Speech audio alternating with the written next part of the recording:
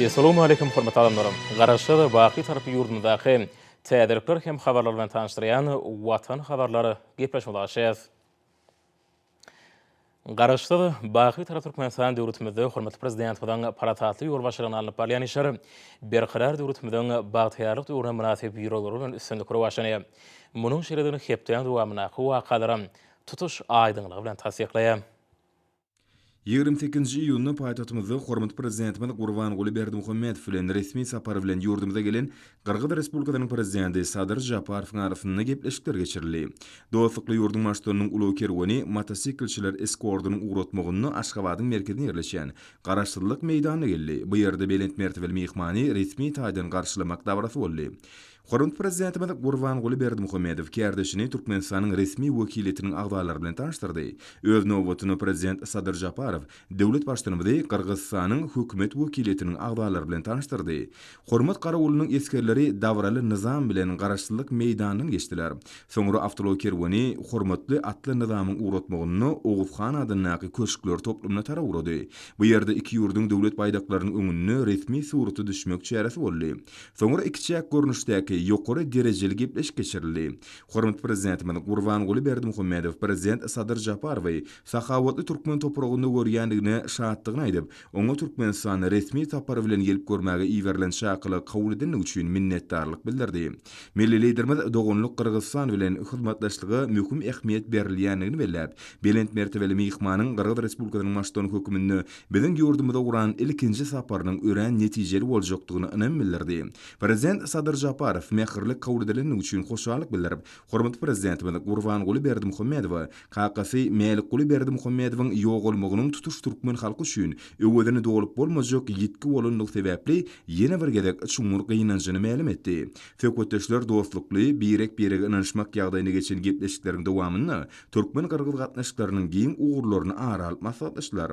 Olar häzirki döwürde hyzmatdaşlygyň strategiýetine ýa bolup, ötüçüň täze derejesine çykýan. Şeýle taraplar sevtary we halkara gün tertibiniň öder gyzyklanma berilýän wajyp meseleleri boýunça pikir alşdylar.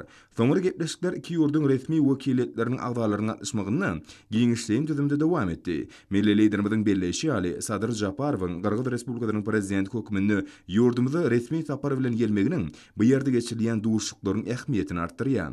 Gepleşikleriň şäklerini iki tarap bilen gatnaşyklaryň ýagdaýyna baka berilmegi, onuň geljeki ugurlarynyň keskitlenmegi we bar bolan meselelerin ara maslahatlaşylmagy ähmiýetli bolup durýar.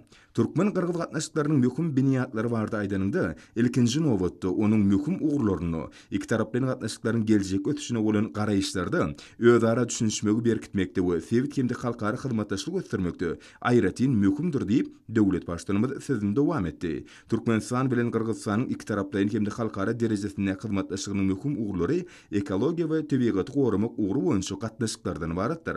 Milli liderimiz Türkmen Qırgız hyzmatdaşlygynyň möhüm ugurlary bardy aýdyp, energetik ulgamynyň onuň wajyp ugurdugyny bellädi. Hususan gurrun Türkmen tebigatyny we elektrik energiýasini Qırgızstana iýermeň texniki guramaçylyk meselelerini we beýleki wezipeler aralyp maslahatlaşmaga taýýardyr diýip döwlet başçylygymyz bellädi. Şunlukda üstünşir ýurt bilen ilanlaşyk boýunça zerur bolan ýagdaýyny üç tarapdaýyn bilermeler duşugyny guramagyň maksadalykdygy bellenli. Ulug ulgamy hyzmatdaşlygyň esasy ugurlarynyň hataryny görkezildi. Hormatly prezidentimiz medeni insanperwer we ilim bilim ugurlary boýunça iki tarap bilen hyzmatdaşlygyň ören wajypdygyny aýtdy. Gepleşikleriň şäklerini iki dostlukly ýurdun milli taryhy sport desturlaryny dikeltmek işini hyzmatdaşlygyň wajypdygy bellenli.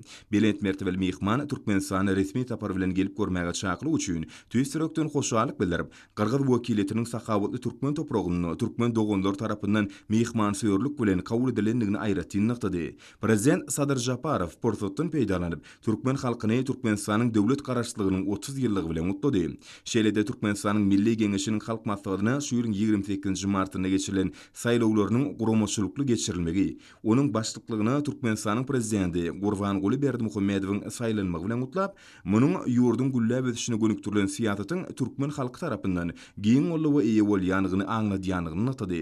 Sowda ykdysady, medeni insanperwer ugurlardan hyzmatdaşlyk ýegürdül mümkinçilikleri eýedir. Belent mertebeli mehman hormatly prezidentimiz özü üçin islenlik amatly pursatda Qırgız Respublikasyna resmi sapary bilen gelmäge çağırdy. Giňişden düzümdäki Türkmen-Kırgız gepleşikleri tamamlanan soň iki tarapdan resmi namalara gol çekmek dabarasy boldy.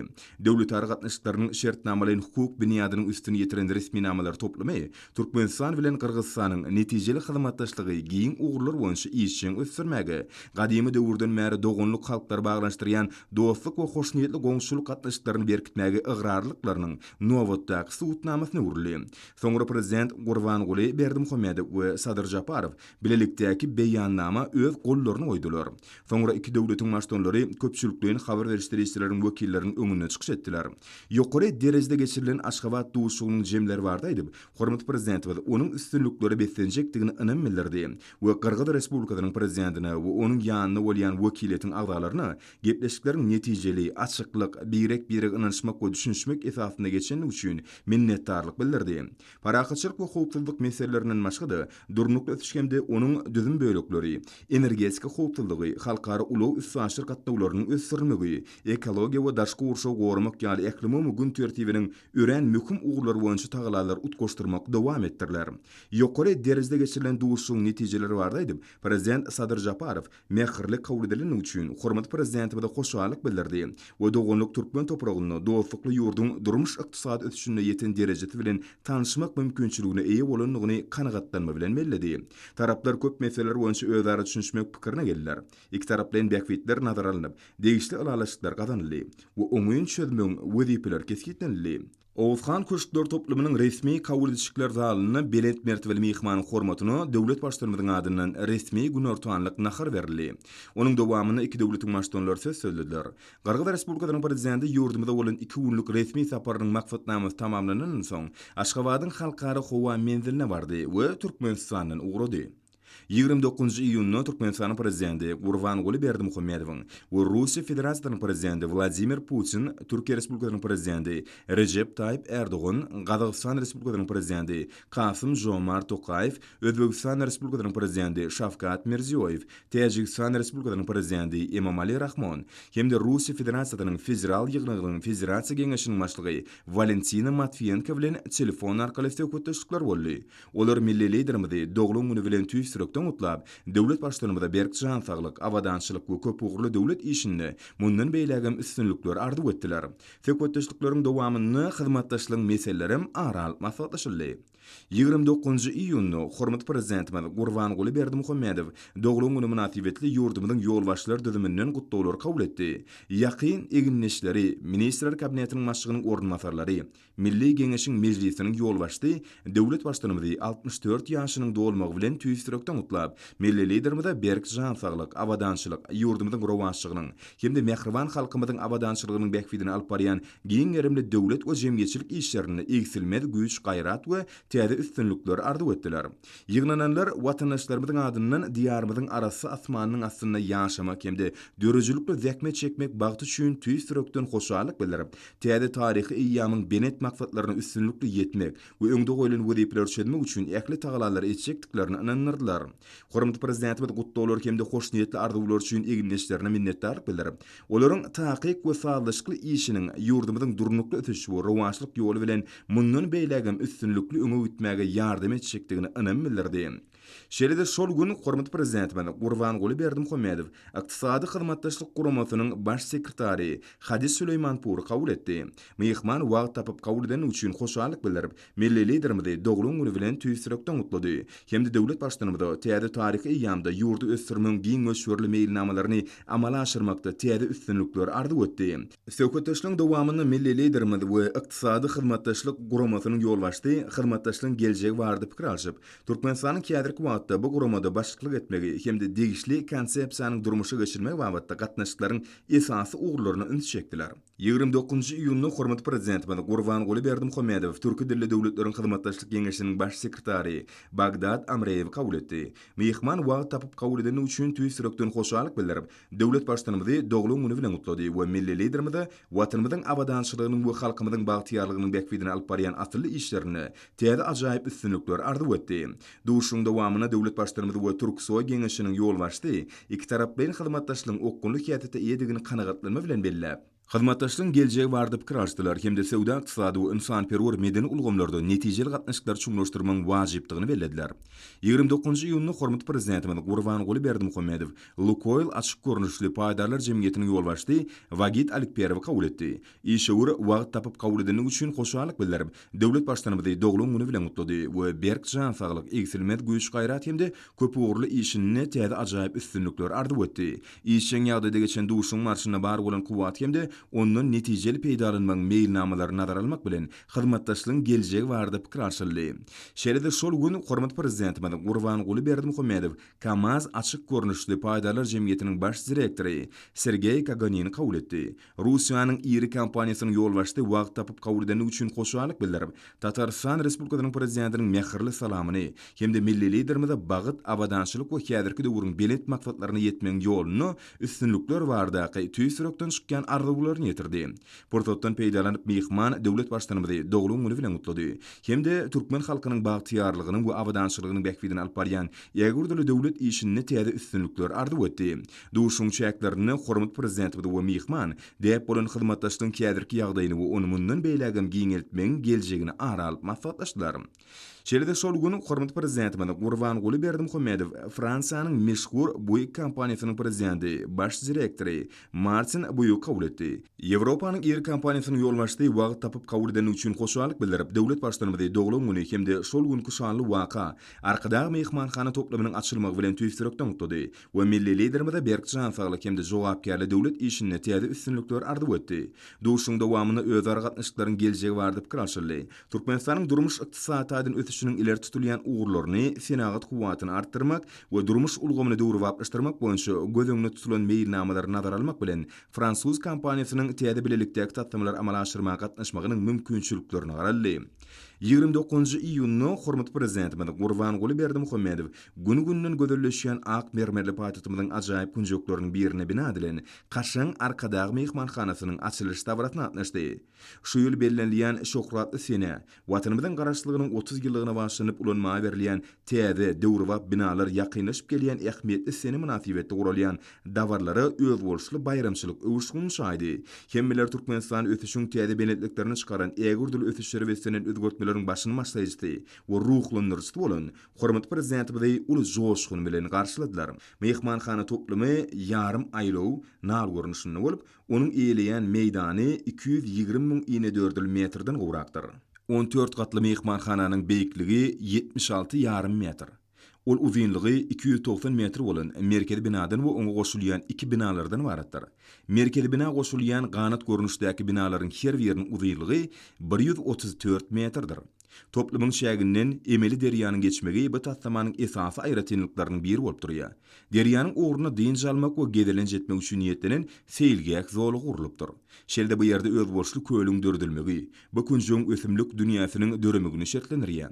Umuman mehmanhananyň daşky bedek aýratynlyklary, onuň ýanyşgerleriniň ýokary derejede awadanlaşdyrylmagy, bu ýerde mehmanlaryň ýaşaýyşy we oňoýly diň jalşy üçin äkli werur mümkinçilikleriň dördülmeginiň göz tutulandygyny anladýar. Mehmanhanada berqarar döwletimize gelýän mehmanlary milli mehmansewerlik däpleri esasyna garşylamak üçin dördülen şertler ýokary halkary ölümlerine dolaýyk gelýär. Aýratyna mehmanhananyň zallary milli bedek aýratynlyklar esasyna injamlaşdyrylypdyr.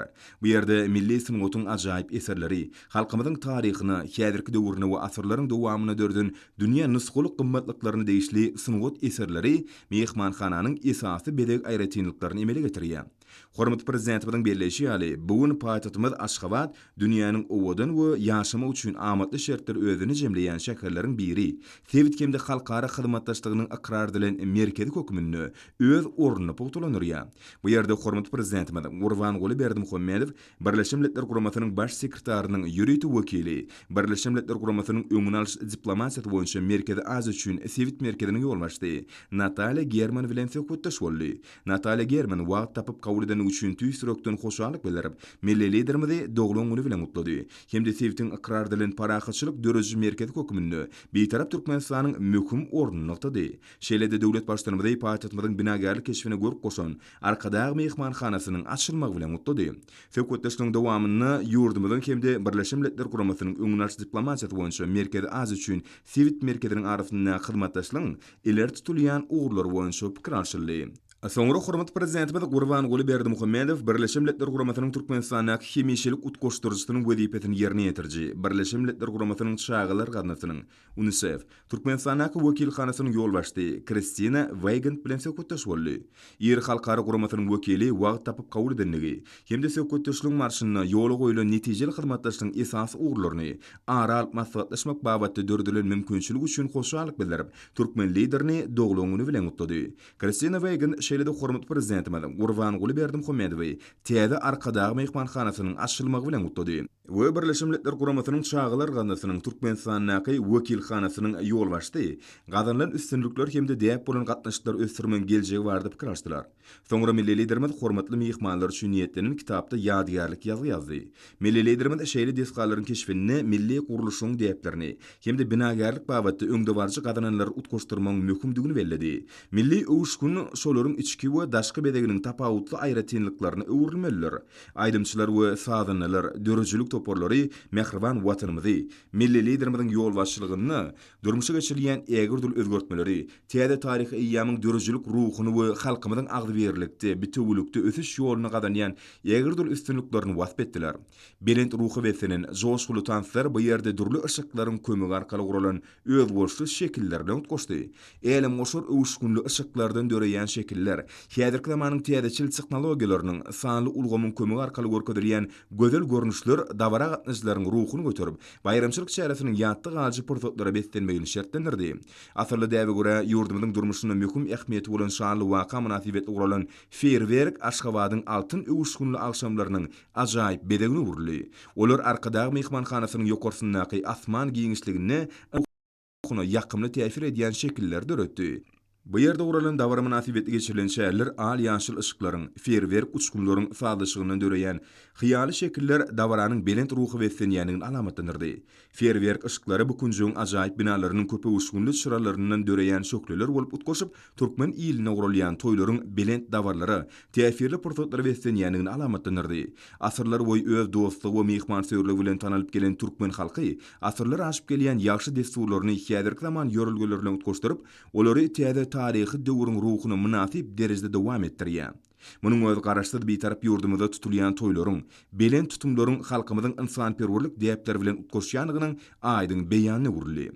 29 iýuny hormat prezidentimiz Gurbanguly Berdimuhammedow Ukraina Interbund Bantaj Guruluşyk Assosiasiýasynyň müdiriýetiniň başlygy Vladimir Petrov kabul etdi. Mehman ikişäk duşukda işewur hyzmatdaşlyk meselelerini ara alyp maslahatlaşmaga döredilen mümkinçilik üçin hoşallyk bildirip, milli liderimizi doglagyny bilen tüýsürekden gutlady. Hemde döwlet başçylygynda bagyt, abadançylyk we döwlet işini üstünlükleri ardy etdi. Portotdan peýdalanyp işewur hormat prezidentimizi döwrüp, arkadagy mehmanhana toplamynyň açylmagy bilen gutlady. Ýurdumyzda amala aşyrylan giň gerimli özgörtmeler maksatnamalarynyň netijeli hyzmatdaşlygy üçin giň mümkinçilikler açýanlygyny taldy.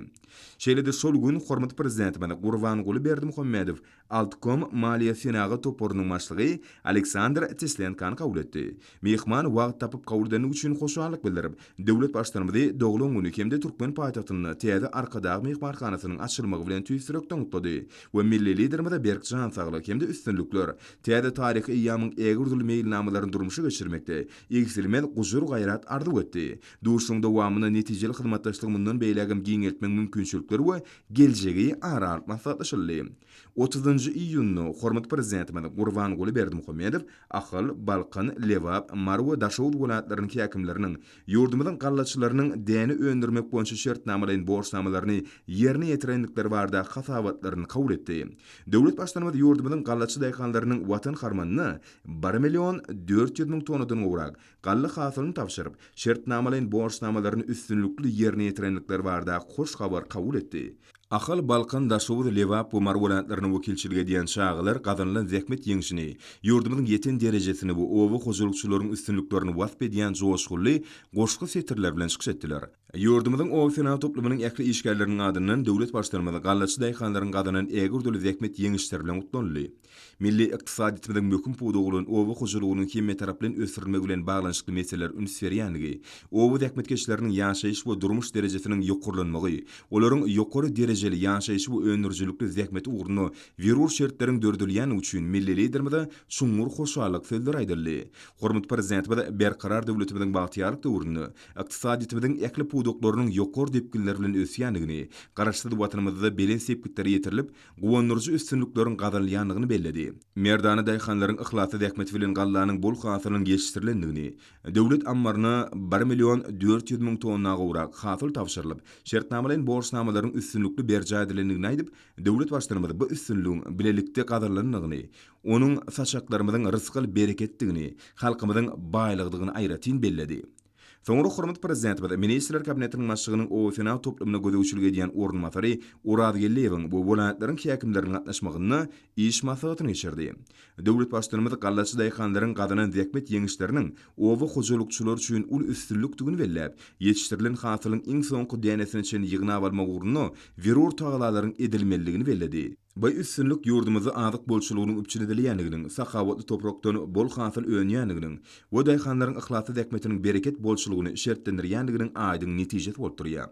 Yurdumyzyň baby daýhanlarynyň gadynyň zähmet ýeňişleri, häzirki döwürde yurdumyzyň ekrançylyk meýdanlaryna alınıp barýan işler, gally urug bilen bir hatarda gowaçylary we beýleki ekinleri edilýän ýydyň agrotexniki talaplaryna laýyklykda ýola goýulmagy babatda ýerine ýetirilýän işler barada hasawatlar berildi.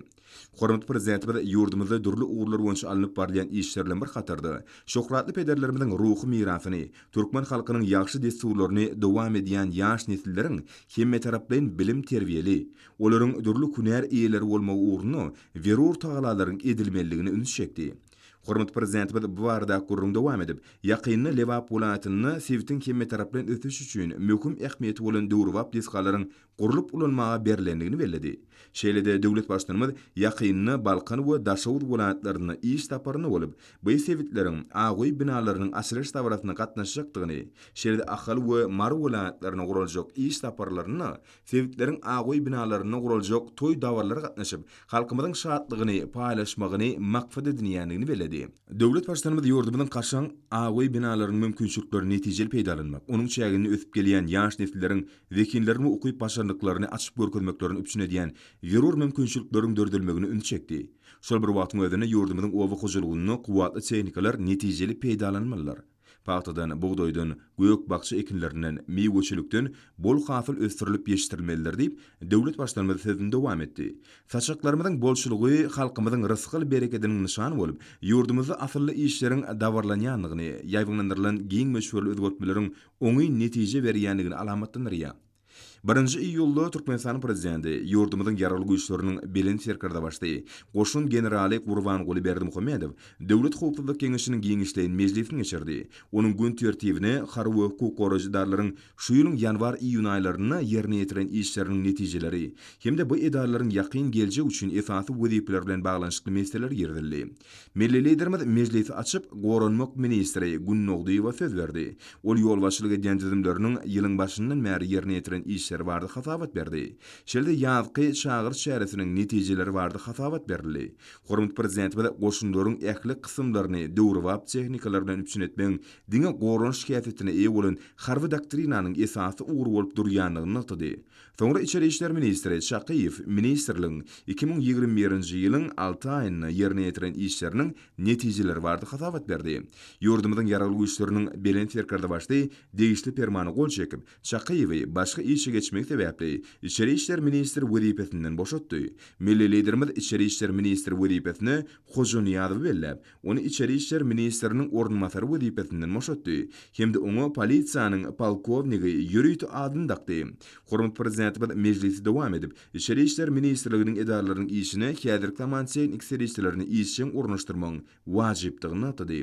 Milli liderimiz bu orda görülýän şäherleriň toplumynyň häsiýeti eýe bolmalylygyny atdy. Soňra baş prokuror prokuror Attaev hareket ediyen kadrlaştırıcı hukuknamalarının berk berja edilmegini gödewçilik etmek maksady bilen hatabat döwründe görülen şäherler hem de hormat prezidentimiň tawşyry boýunça amala aşyrylan barlaryň netijeleri bardy hatabat berdi.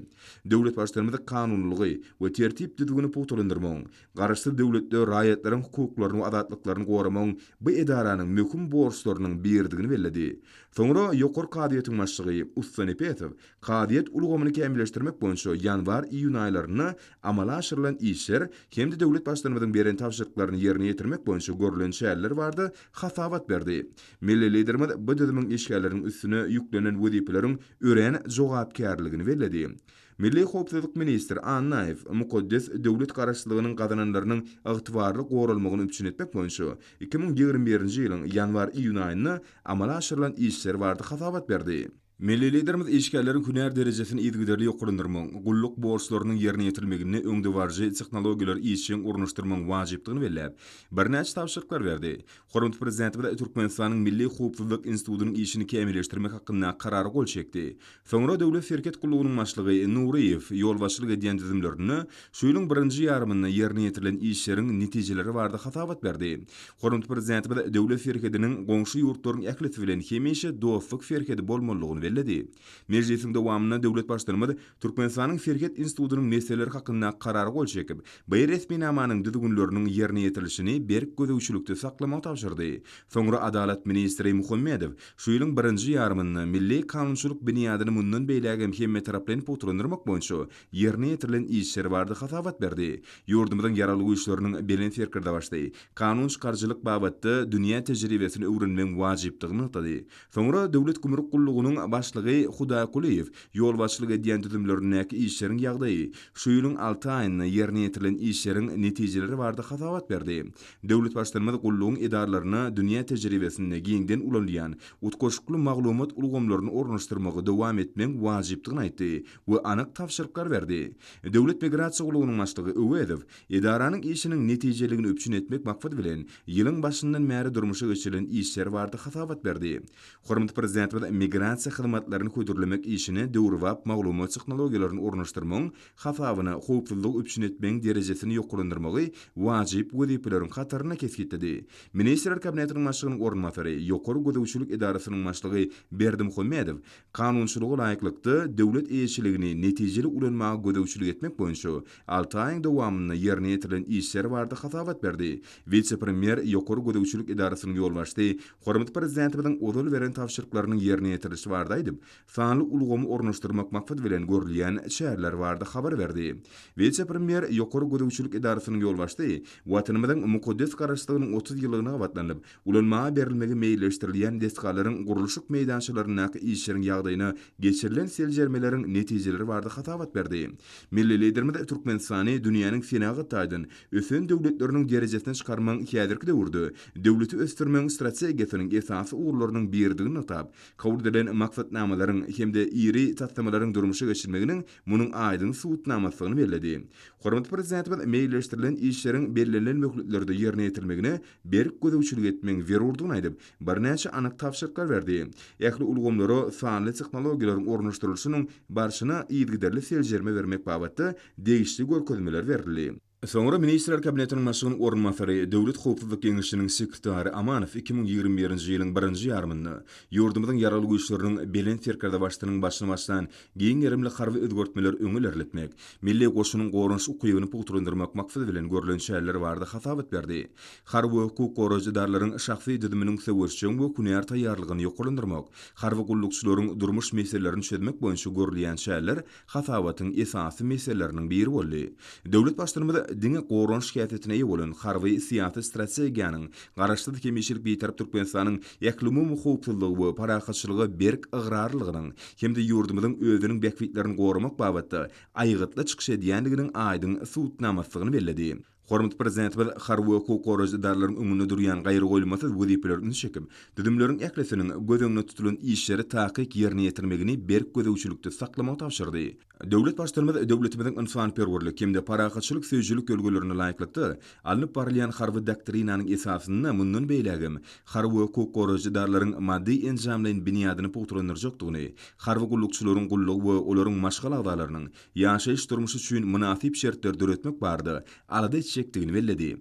Soňra Döwlet Howpsuzlyk Geňeşiniň giňişleýän mejlisi, Milli Geňeşiň mejlisiniň we halk maslahatynyň ýol başlarynyň, ministrler kabinetiniň başlygynyň ornmasarlarynyň, welaýatlar hemde Aşgabat şäheriniň häkimleriniň, syýasy partiýalaryň we jemgyýetçilik birleşikleriniň ýol başlarynyň gatnaşmagyna dowam etdi.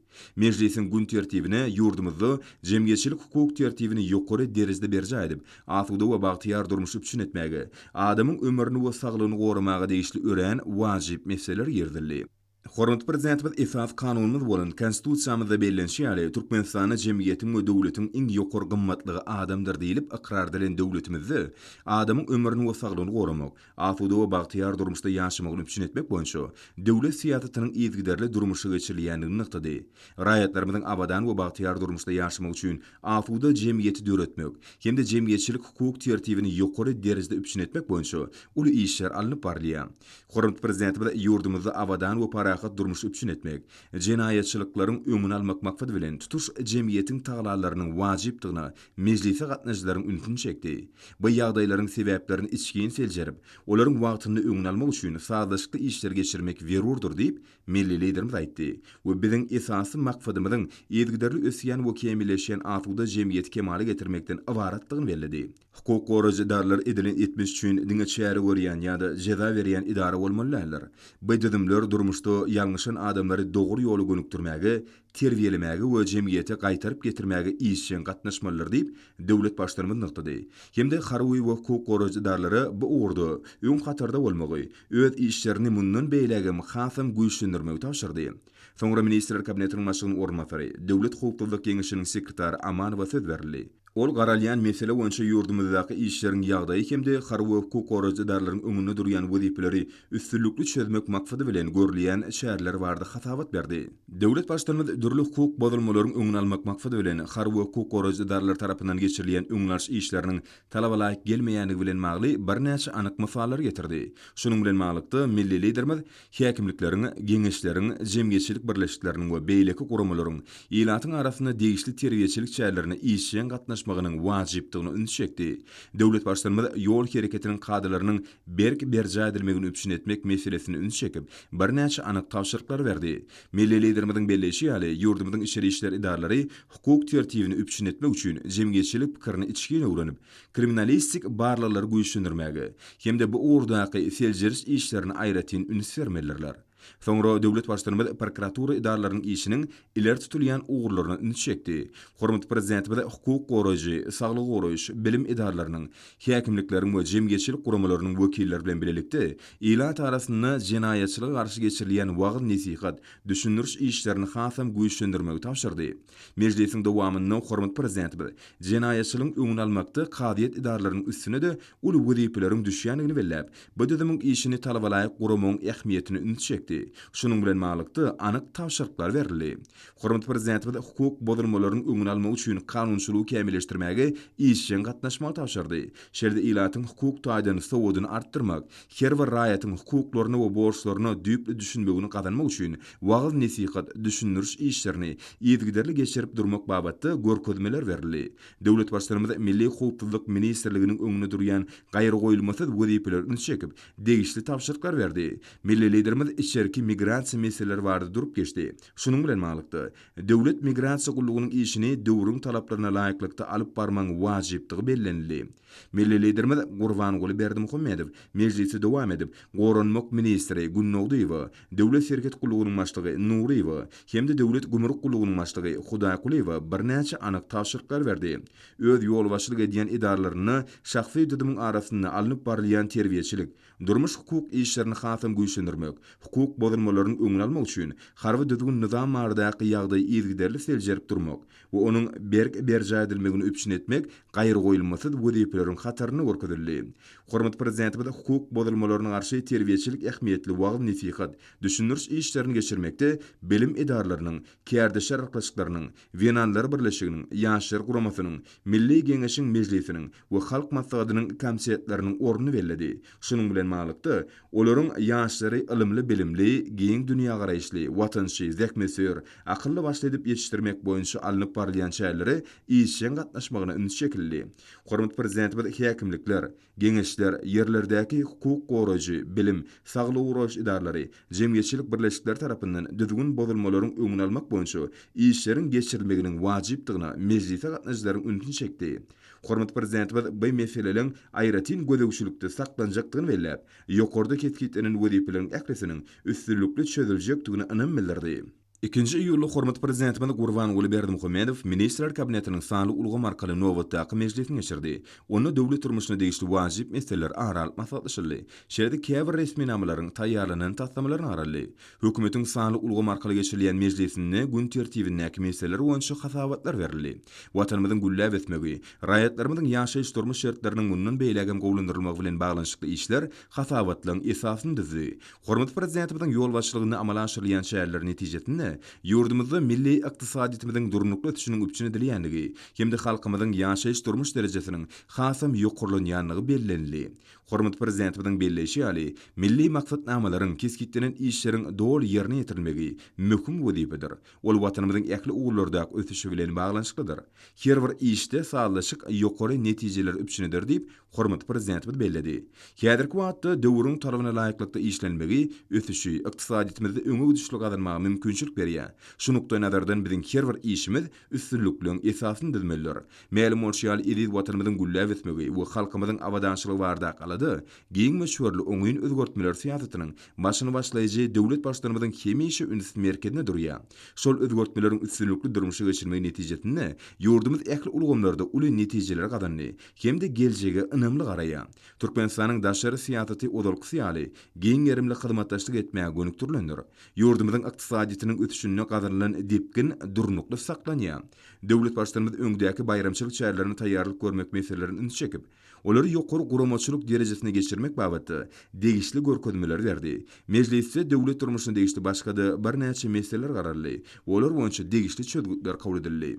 Şeýle andy güni hormat prezidentimiz Gurban Berdimuhammedow Türkmenistanyň Milli Geňeşiniň mejlisiniň başlygynyň, Ministrler Kabinetiniň başlygynyň bir näçe ornmatarlarynyň, käbir ministrlikleriň we puduklaryň düzümleriniň ýolbaşlaryna gatnaşmagyny iş maslahatyny geçirdi. Iş maslahatyny Balkan welaýatyna boljak iş tapary, onuň dowamyny bu ýerde guraljak ýeri meşhurly halkara şäherlerini taýýarlyk, ýurdumyzyň ulug üstünçyr geçirgeleriniň işini kämilleşdirmek meseleleri aralyp maslahatlaşyldy. Hormat prezidentimiz geljek hepden maşynyny Balkan welaýatyna boljak iş taparyny Sewitiň ulug logistika ulgamyna degişli düzümini alınıp barlayan işler bilen tanışjakdygyny, bu ýerde Merkezi Aziýa döwletleriniň başdanlarynyň sammitini görülýän taýýarlyk işleriniň ähmiýetini belledi. Şeýle Balkan welaýatyna başga-da halkara derejesindäki bir näçe duşuklar meýilleşdirildi. Munyň özi siýasy gatnaşyklaryň taryhyny täze tapgyra emele getirer. Munyň özi ýurdumyzyň dünýäniň gyzyklanma berýän döwletleri bilen özara bähwitli, birek hormat goýmak esasyna ýol goýulan hyzmatdaşlyk gatnaşyklarynyň ösürilmegine wajypdyr. Türkmenistan hoşniyetli goňşulyk, parahatçylyk söýjülük esatlaryna daýanýan sevtary gatnaşyklaryň netijeli kätete eýe bolmagyny esasy ugra edinýär. Bu bolsa Merkezi Aziýa tewtini işçiň hyzmatdaşlygyň ösürilmegine giň ýol açýar. Şol bir wagtyň özünde ilatyň arasyna aýratynam sagaldyş din jalş merkezlerini şifaxanalarda degişli düzümleriň işlerini kämilleşdirmek meseleleri gaýry goýulmasy wezipeleriň hataryna keskitlenildi. Türkmenistanyň mukaddes garaşlygynyň 30 ýyllygyna taýýarlyk görülýän günlerde bu ugurda alınıp barlayan işler döwrüň talabyna laýyk gelmeliler we halkymyzyň ruhunyň belende göterilmegini şertlendirmeliler diýip döwlet başlarymyz belledi. Hemde degişli ýol başçylary bu wagtda bir näçe anyk tapşyryklar berdi. Milli liderimiz garaşdy, baky tarap watanymyzda adamyň ömrüni we saglygyny goramak, ähli ilatyň asuda we bagtyar durmuşda ýaşamagyny üpçün etmek meselelerining döwlet siýasatynyň ileri tutulýan ugurlarynyň birdigini nazar alyp, ýurdumyzda bu ugurda ähli wirur taýlalaryň ediljekdigini belledi. Hepden möhüm wakalary hormat prezidentimizin ýurt bähwitli özgörtmeleriniň rowanşanýanlygyny, watanymyzyň ähli wagtda ýokary depkinlerde ösýänligini aşkar etdi. Büyük ösüşleri röwşöni geleceğini nazarlayan edil watanmyza gahrymanlar kydamydan dördüp berýän giň mümkinçilikleri esasında halkymyzyň milli medeni mirasyny, depde suwlaryny, el hünärlerini öwrenmäge giň ýol açyldy. Häzirki wagtda Mary welaýatyna da halkymyzyň gündelik durmuşyny ulanýan milli gymmatlyklary açyp görkezmek, döwrüwa röwşde janlanyrmak hem geljekki nesillemede miras galdyrma uğruna asylly işleri durmuşa geçirilýär. Zenanlaryň çeper ellerinden ýürek joşgunyny dören milli el işleri, ajaýyp nagşlanan ýakalar, gül tahyalary milli gymmatlyklarymy şöhratly taryhymyzda öçmejek iz gallaryp, biziň şu günlerimizde çenli sarpylanyp gelenler. Asyrlaryň kämilik synagynyň geçen türkmen durmuşynyň aýrylmaz hemrasy bolan gündelik durmuşymyzda giňden peýdalanýan ajaýyp nagşlar salynan ýakalary, tahyalary, türkmen gelin gyzlary uly ussatlyk bilen ýerine ýetirip gelýärler. Häzirki wagtda da sünnäleme kemi galmadyk bu milli el işleri taýýarlamakda da Mary welaýatynyň Murgaýew etrabynyň medeniýet bölüminiň zähmetseýör, bagtyar zenanlary ahlasy zähmet çekip öz münasip goşuntlaryny goşýarlar. Çeper ele zenanlar el işleriniň durly görnüşlerini şeýle-de keşde çekmek, gaýma gaýmak, alaja örmek ýaly el işlerini ussatlyk bilen ýerine ýetirip, ösüp gelýän ýaş nesilleri öwretmekde. Ene mamalarymyzdan galan ýol ýöreleri ösürmekde asylly işler durmuşa geçirýärler. Ene mamalarymyz özleriniň zekin döredijiliginden, okuýup başarnyklarynyň döreden el işleri bilen özüni we öýüni bir kemsiz bedäpdirler. Eli hünärli, zekin döredijilikli zenanlar bu arzuly hünäri höwes bilen ýerine ýetirip, el işlerini döwrüwäp biçip dikmekde. Täze nusgalary halka ýetirmekde tutan ýerli işler durmuşa geçirýärler. Häzirki wagtda zenanlaryň zekin döredijiligi we okuýup başarnyklarynyň döreden dürli ölçegli el işleri giňden peýdalanylýar. Bugünkü günde sarpasy belentden tutulýan bagtyar zenanlar halkymyzyň baý geçmiş taryhyny öçmejek iz gallaran, milli gymmatlyklarymy hemme tarapdan öwrenip, dünýä ýüzüne dawranyrmakda, döwlet ähmiýetli işleri durmuşa ornaşdyrýan gahryman arkadamyza alkyşly sözlerini aýdýarlar. Berqarar döwletimiň bagtyarlyk döwrüne güneşli diýarmyzda azyk bolçulugyny öwretmek, elatymyzda türkmeniň bereketli topragyny ösürilip ýeşdirilen bakçy önümleri bilen bol elini üpşetmek bagatda köp işleri durmuşa geçirilýär. Ahir welaýatynyň bakçy şikärleşlerimi geçen ýylda bolşaly, Türkmenistan parahaçylygyň wanaşmagyny Watan ýylynda türkmeniň şirin şeker datly gawunyň bol hasylyny kemara getirdiler. Halkymyzyň arasy rysgalynyň egsilmez çeşmeti bolan owudunlyk hem tagamlylygy bilen dünýäde deňsil taýsy gawunyň ýüzlerçe görnüşleri ösürip ýeşdirilýär. Berqarar döwletimiň bagtyarlyk döwrüne hormat prezidentiň taýlaty bilen bakçy önümlerini önürýän daýhanlyk rahmetine uly sarp goýulýar. Bagtyar zamanamyzda halkymyzyň milli gymmatlygy, bekişin gymmatlarynyň biri bolan türkmen gawuny bolan islegi barha artýar. Şundan uranyp soňky ýyllarda ahly welaýatynda O.Hojaniyazow bagçyçylyk pudugyny ösürmäge, oňy ekin meýdanlaryny giňeltmäge uly ünserliýär.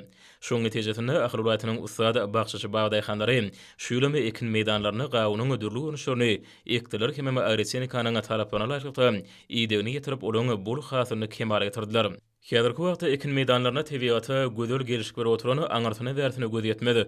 Göýük biýarlarda kimsiz bişip saralan gawunyň ajaýyp görnüşi welaýatyň bagçyçy daýhanlarynyň gujur gaýraty ýoluny ahlasy zähmetleriniň bu ýylda kimsiz ýerine düşükdiginiň gowandyrjy şaýatnamasy bolýar. Ma'lum bolşaly bekişli gawunlarymyzyň gadymy mekanlaryň türkmen topragyna ýetişdirilen gawunlary özleriniň ýakymly ýygy tagamy, has süýjülük hem owudan görnüşi bilen giňden meşhurdyr. Bu ýerde biten gawunlary özleriniň diňe bir owudan görnüşi ýa-da datly tagamy bilen tapawutlanman, eýsem oly ansan sary üçin möhüm ähmiýet eder. Diýarmyzda ulan tölenýän toýdur bayramlary özleriniň munasip zähmet sowgatlary bilen barýan, ahally bagçyçylaryny ýetişdiren ajaýyp ýeti bilen hemmeleri özüne belli eden şirin şeker gawunlary, şu günleri ak bazarlarymyzyň ýaraşygy, elatymyzyň bereketli taşagynyň bedegi bolýar. Hormatly ýerleşler, häzir ortaga peşimizde hepden dowamyna garaşylýan howa barada ýurdumyzyň gidrometeorologiýa barada gullugy tarapyndan taýýarlanan maglumaty siziň dikkatiňize ýetirýär. Salam elek edýärler. Hormatly ýerleşler, bilşiňiz ýaly türkmenleriň milli ýyly senenamasynyň aralyk döwrü dowam edýär. Mähriban adamlar, geliňine bolsa iýul aýynyň 5-inden iýul aýynyň 11-ine çenli hepden dowamyny ýurdumyzyň welaýatlaryny hem-de paýtagtymyzda bolmagyna garaşylýan howa maglumaty bilen tanşy bolalım. Yani gelecek hepdeniň dowamyny ýurdumyň çäni gün ortagyna atardan ysy howa akymyň aralaşmagy netijesinde howanyň gece temperaturalarının ýokary derejede bolmagyna garaşylýar. Has takygy Yurdumyzyň barkany welaýatyna az kömürtli, hepden ikinji ýarymyny ütkap duran burutly howa bolup, günogordan demirat günatary ugrunyt gödýän tilig sekundy 8-13-den 12-17 metre etýän şemal oňsmyny hemde howaň temperaturasynyň gecelerine 21-26 gradusdan 33 gradusga çenli maýyl, gündüzlerine 41-46 gradus, welaýatyň Kanary etraplaryna 36-41 gradus ysy bolmagy garaşylýar. Diýarymyň ahal welaýatyna az kömürtli, hepden ikinji ýarymyny ütkap duran burutly howa bolup, günogordan demirat günatary ugrunyt gödýän tilig sekundy 6-17-den 17-16 metre etýän şemal oňsmyny hemde howaň temperaturasynyň gecelerine 23-28 gradusdan 30 gradusga çenli maýyl, gündüzlerine 33-38 gradusdan 46 gradusga çenli ysy bolmagy garaşylýar. Yurdumyzyň mary welaýatyna az bulutly, hepden ahyryny ütkap duran burutly howa bolup, demirat günogordan tilig sekundy 7-12-den 10-15 metre etýän şemal oňsmyny hemde howaň temperaturasynyň gecelerine 22-27 gradusdan 30 gradusga çenli maýyl, gündüzlerine 36-41 gradusdan 46 gradusga çenli ysy bolmagy garaşylýar. Diýarymyň Lewap welaýatyna az bulutly, hepden ahyryny ütkap duran burutly howa bolup, demirat günogordan tilig sekundy 8-13-den 12-17 metre etýän şemal oňsmyny hemde howaň temperaturasynyň gecelerine 22-27 gradusdan 30 gradusga çenli maýyl, gündüzlerine 36-41 gradusdan 46 gradusga çenli ysy bolmagy garaşylýar. Yurdumyzyň daşary welaýatyna az kömürtli, hepden başynda we ikinji ýarymyny ütkap duran burutly howa bolup, demirat günogordan tilig sekundy 7-12-den 10-15 metre etýän şemal oňsmyny hemde howaň temperaturasynyň gecelerine 21-26 gradusdan 30 gradusga çenli maýyl, gündüzlerine 32-37 gradusdan 46 gradusga çenli ysy bolmagy garaşylýar. Paýtagtymyň Aşgabatda az kömürtli, hepden ikinji ýarymyny ütkap duran burutly howa bolup, günogordan demirat günatary ugrunyt gödýän tilig sekundy 8-10-dan 17-13 metre etýän şemal oňsmyny hemde howaň temperaturasynyň gecelerine 25-27 gradusdan 30 gradusga çenli maýyl, gündüzlerine 36-38 gradusdan 46 gradusga çenli ysy bolmagy garaşylýar. Hormatly ýerleşler, yurdumyzda iýul aýynyň 5-ni magnit hadisasynyň durmuk ýagdaýda bolmagy garaşylýar. Mähriban adamlar, siz iýul aýynyň 5-ni, iýul aýynyň 11-ne çenli hepden dowamyny yurdumyzyň welaýatlaryna hemde paýtagtymyzda bolmagyna garaşylýan howa maglumaty bilen tanış boluňuz.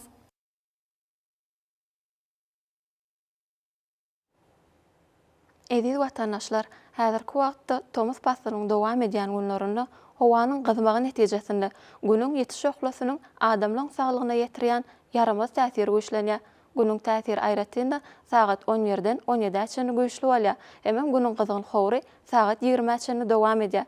Şeýle de howanyň düzümindäki tozun bölejikleriniň kadadan 8 götürüm artmagy bilen howa şertleriniň adam bedenine ýetirýän täsiri artýar.